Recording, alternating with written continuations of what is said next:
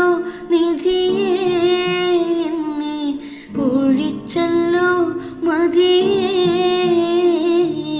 കണ്ട് മധുമുത്തി കൂടുവാനല്ലേ വണ്ട് കൊതിച്ചോടി ചെല്ലും.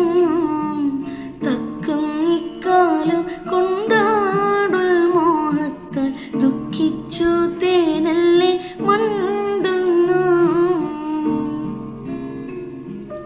അല്ലാഹ് റസൂലിനെയും കഴിച്ചേ